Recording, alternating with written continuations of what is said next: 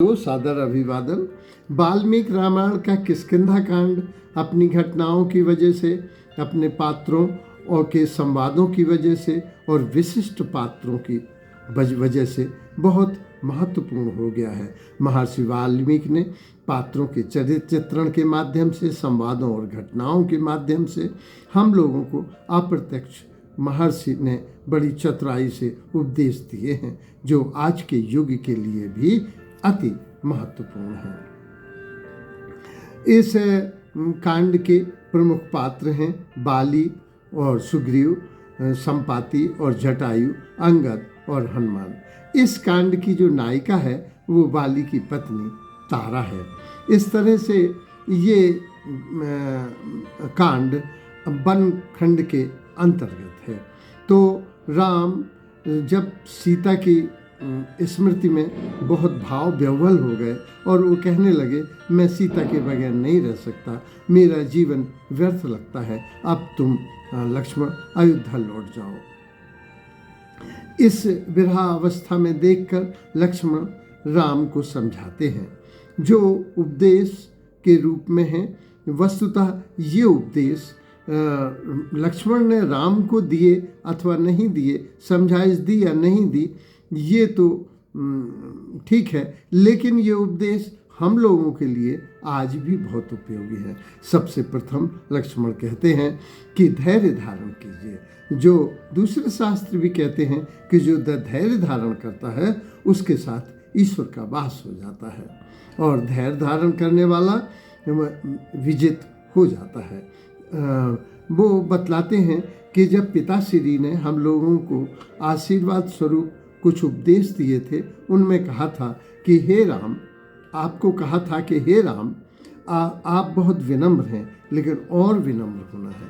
आप धैर्यवान हैं, लेकिन और धैर्य को धारण करना है, क्योंकि धैर्य को धारण करने वाला व्यक्ति उत्साही अंत में वो उत्साह को और विजय को प्राप्त करता है।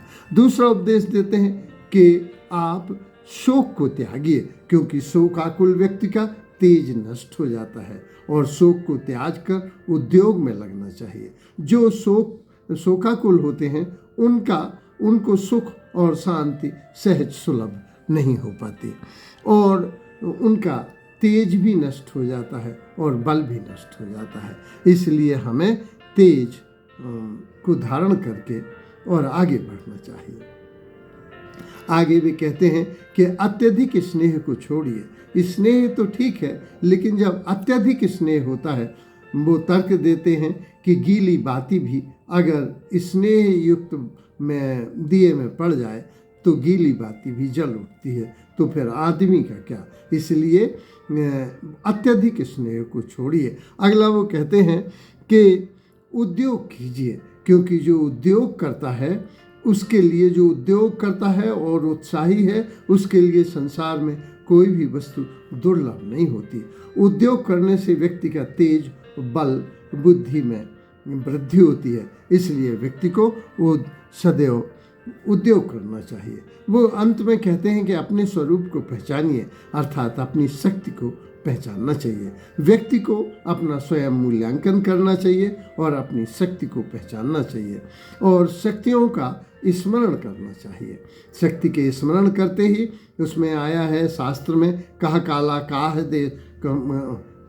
देशा कानि मित्राणि, कि मित्रों का चिंतन करना चाहिए, अर्थात अपनी शक्ति, सामर्थ्य और मित्र बंधु बांधवों की स्मृति करना चाहिए। इससे हमारा चित्त स्थिर होता है। और अंत में वो कहते हैं कि स्थिर चित्त होकर, दृढ़ प्रतिज्ञ होकर, संकल्प करके और हमें उस विषय में साधना करना चाहिए। इससे हमें अंत में ईश्वर द्वारा सिद्धि प्राप्त होती है। और अगले दूसरे सर्ग में जो वाणी विशारद हनुमान हैं, वो समझाते हैं अपने राजा सुग्रीव को कि राम लक्ष्मण को देख आप समझे कि ये इनके भेजे हुए, बाली के भेजे हुए, शत्रु के भेजे हुए आपके कोई गुप्तचर हैं, कोई विशेष बलवान लोग हैं, ऐसा नहीं। आप स्थिर चित्त होकर विवेक से निर्णय लीजिए, और फिर देखिए आप निष्कर्ष सही पाते हैं। इसी तरह से वस्तुतः सुग्रीव जो राजा हैं वो हनुमान को भेजते हैं और वे कहते हैं कि तुम जाके इनको देखो, क्योंकि व्यक्ति के हाव भाव से, उसके वाणी से, उसकी आकृति से, उसके कहने से, चलने से बहुत से व्यक्त होते हैं। अर्थात संक्षेप में उसकी चेष्टा, उसकी आकृति, उसके हाव भाव और उसकी वाणी वैभव ये बता देते हैं कि व्यक्ति क्या है। वस्तुतः जो 5 वाह हैं वो व्यक्तित्व की पहचान है। सबसे पहले वपु माने देह, वस्त्र, वाणी, विद्या और वैभव। इनसे तो वो वाणी भी व्यक्ति की पहचान होती है। अंत में वो बतलाते हैं कि व्यक्ति को पहचानने के लिए हमें इन मापदंडों का उपयोग करना चाहिए। इसी तरह से राम लक्ष्मण को हनुमान जी का जो वास्तविक परिचय है वो कराते हैं। वो कहते हैं कि व्यक्ति वाणी से पहचाना जाता है। तो हनुमान के बोलने में जो उच्चारण था वो सही था, वाक्य विन्यास सही था, व्याकरण से वो सज्जित थी उनकी भाषा, और उनकी जो शरीर में बोलते समय कोई विकृति नहीं आई। ये इस बात का प्रमाण है कि वो एक विद्वान आदमी है, क्योंकि बिना वेदों के ज्ञान के इतनी चातुर्य नहीं आती। तो हनुमान जी बहुत विद्वान हैं, ऐसा राम समझाते हैं। और वस्तुतः वाणी उसके जो बतलाते हैं आगे कि उनकी वाणी बड़ी मधुर थी, हृदय से निकली थी। दूसरा वो कहते हैं कि संक्षिप्त थी। तीसरा वे कहते हैं कि ना बहुत शीघ्रता से बात कही गई थी, ना बहुत विलंब से बात कही थी, और व्याकरण से वो अलंकृत थी। इस तरह से ये वाणी को बहुत महत्व देते हैं। वस्तुतः अथर्ववेद में भी ऋषि ने प्रार्थना की है कि हे परमात्मा, मेरी जिह्वा के अग्रभाग में मधु हो, पश्च में मधु हो, मध्य में मधुर हो, मेरा मूल सुर मधुर हो और अंत में मैं मधुर हो जाऊं। इस तरह से वाणी बड़ी महत्वपूर्ण चीज है। तो वाणी के माध्यम से ही राम ने हनुमान की विद्वता का परिचय दिया था। तो वाणी के बारे में वो कहते हैं कि हृदय से जो निकल रही थी, कंठ से जो उसका उच्चारण हो रहा था, वो हृदय से हो रहा था। वाणी के 4 प्रकार हैं। एक बैखरी, जो हम कहते हैं आज का मौसम अच्छा है। एक होता है पश्चंती, कि निष्कर्ष रूप में कुछ कहा जाता है, जिस अनुभव से कहा जाता है, अध्ययन से कहा जाता है, पश्चंती। और एक होती है अपरा, जो आत्मा से बात कही जा रही है। और एक होती है परा, जब ईश्वर ही अपन से बोलता है। तो वो कह रहे थे ये अपरा से बोल रहा है, ये हृदय से बोल रहा है और कंठ में आ रहा है, तो इसकी वाणी में बहुत माधुर्य है।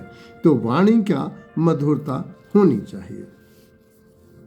फिर अंत में जो आया है कि लक्ष्मण सुग्रीव को अपना परिचय देते हैं। वे लक्ष्मण सुग्रीव को अपना परिचय देते हैं कि मैं राम का वैसे देखने में तो छोटा भाई हूँ, कहने को तो छोटा भाई हूँ, लेकिन उनकी कृतज्ञता की वजह से, उनकी बहुमुखी प्रतिभा और ज्ञान की वजह से, उनके गुणों के कारण मैं अब उनका दास हूँ। वस्तुतः कहा गया है कि आप अपने व्यक्तित्व को इतना प्रभावी बनाइए कि लोग आपके फॉलोवर हो जाएं। क्योंकि ये कह रहे भाई तो मैं रिश्ते में हूँ, लेकिन वस्तुतः इन गुणों के कारण ये श्रद्धा कर रहे हैं, और श्रद्धा के कारण वो अपना परिचय देते हैं, मैं दास हूँ। और जो वाल्मीकि के सुग्रीव हैं या बाली हैं, अथवा जो जटायु हैं या संपाति हैं, ये ना वे पक्षी थे ना ये बानर थे। वस्तुतः ये लोग एक जाति विशेष के थे, क्योंकि इन्होंने अपना परिचय दिया है सर्ग 4 के 7वें श्लोक में, मैं मानव जाति का एक साधारण मनुष्य हूँ। किन्होंने? सुग्रीव ने ये परिचय दिया है। इस तरह से राम मित्रता के विषय में बतलाते हैं कि मित्रता का फल उपकार होता है, मित्रता का लक्षण भी उपकार होता है। शत्रु का लक्षण अपकार करना है, मित्र का लक्षण उपकार करना है। और मित्र चाहे गरीब हो या अमीर हो, निर्बल हो या सबल हो, अथवा सुखी हो या दुखी हो, सदोष हो अथवा निर्दोष हो, वो सदैव सहायक के रूप में होता है। इसलिए मित्र बहुत महत्वपूर्ण है। मित्रता के लिए तुलसीदास जी ने कहा, जे न मित्र हित हों दुखारी, तिन्हें विलोकत पातक भारी। मित्र एक दूसरे से सहानुभूति रखते हैं। इसमें आया है कि मित्रता का पौधा वह जंगली पौधा नहीं जो आंधी और तूफान में चट्टानों में खुद ब खुद उगता है। ये तो मानव कानन का वह सुकुमार पुष्प है जिसे माली के उदार प्रेम की, संवेदना की, सहानुभूति की प्रतिक्षण आवश्यकता पड़ती है। तो आगे लेखक लिखता है कि यदि ये छोटे से ज्ञान को हम आचरण में उतारेंगे तो मानव ज्ञान के ऊंचे आदर्श को व्यवहार में पूर्ण करेंगे। तो मित्रता वो जो दुर्दिन में काम आए। तो क्योंकि वैसे तो सभी मित्र होते हैं, लेकिन जो दुर्दिन में सहायक होता है वस्तुतः वही मित्र होता है। तो वो कहते हैं कि सुग्रीव राम को भी कहते हैं कि धैर्य रखिए, दुख में, सुख में, वियोग में, संयोग में, भय में, धननाश में और संकट में जो धैर्य रखता है वह विजित होता है। उससे दुखों की निवृत्ति होती है, समस्याओं का समाधान होता है। इसी तरह से सर्ग 19 में तारा ने बताया है, तारा ने बाली को समझाया है। वैसे जो पत्नी की बात जिन लोगों ने नहीं मानी, चाहे वे तारा के द्वारा समझाए बाली हों या गांधारी के समझाए हुए धृतराष्ट्र हों या मंदोदरी के समझाए रावण हों, इन्होंने तीनों ने अपनी पत्नी की बात नहीं मानी, इसलिए वे पतन को प्राप्त हुए। तो वो कहती है, बहुत नीति कुशल है तारा।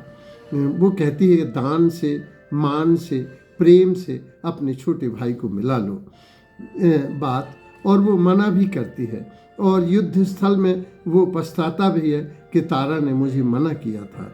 और तारा बहुत बुद्धिमान थी। तारा को 5 कन्याओं में माना गया है। कुंती, द्रौपदी, अहिल्या, तारा, ये सब 5 कन्याओं में हैं, इसलिए कि इन्होंने एक जो भी दूसरे पति का मिला है इनको, वो परिस्थितियों बस मिला है, इन्होंने स्वयं उसे वर्ण नहीं किया है।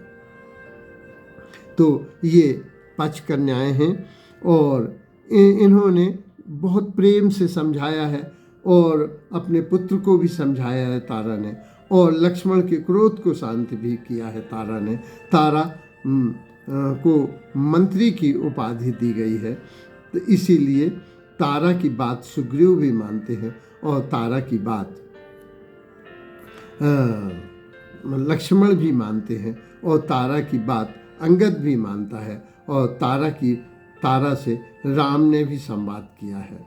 इस तरह तारा इस कांड की हीरोइन है। सर्ग 12 में जो मृत्युशैया पर बाली पड़ा है, निस्संदेह उसने बड़े कठोर तर्क दिए हैं और कठोर भाषा में राम को उसने कहा कि हमारी तो एक संस्कृति है, वानर संस्कृति है, लेकिन राम के इस उत्तर से वो निरुत्तर हो गया और अंत में अपने पुत्र और पत्नी को भी राम के संरक्षण में दे गया था, शरण में दे गया था कि एक पति के जीवित रहते हुए जो अपनी पत्नी के अलावा दूसरी पत्नियों का वर्ण करता है, उसके पति को जीवित रहते हुए तो वो अनीति है, इसलिए तुम मारे गए हो। वैसे बाली के तर्क अपने आप में बड़े महत्वपूर्ण हैं, इसीलिए ये तर्क देते हैं। अंत में आया है कि जो वो कहता है कि मृत्यु तो सभी के एक दिन होती है। मृत्यु से कभी किसी को भयभीत नहीं होना चाहिए। मृत्यु के बीच में जो संक्रमण है अपयश का, अस्वास्थ्य का, उसमें से बचने का आदमी को प्रयास करना चाहिए। वो ये भी तर्क देता है बाली कि कभी मरते समय मैंने कोई गलत काम नहीं किया है, मैंने नगर के लिए, राजधानी के लिए, समाज के लिए किसी तरह का कोई किसी को गलत दंड नहीं दिया है, तो मैं एक श्रेष्ठ राजा रहा हूँ। सुग्रीव राम को समझाते हैं बहुत अच्छा इसमें, जो धैर्य रखते हैं उनको अर्थ और काम की भी सिद्धि होती है, राजा का राज्य भी बढ़ता है, यश भी बढ़ता है और उसका प्रताप भी बढ़ता है। इसलिए हे राम, धैर्य को धारण कीजिए।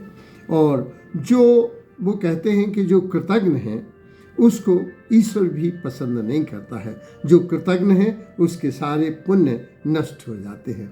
जो वाल्मीकि ने बड़ी अच्छी, महर्षि वाल्मीकि ने एक शिक्षा दी है कि ब्राह्मण की हत्या का और स्त्री की हत्या का पाप भी जो है प्रायश्चित से, पुनः न करने से और पश्चाताप से वो पाप क्षमा कर सकता है ईश्वर, लेकिन कृतज्ञ के किए गए पाप को वो नहीं कर सकता।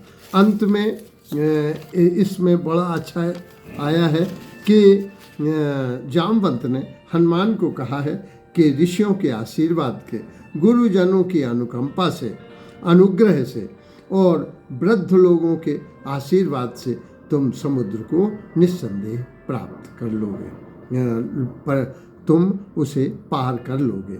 इस तरह से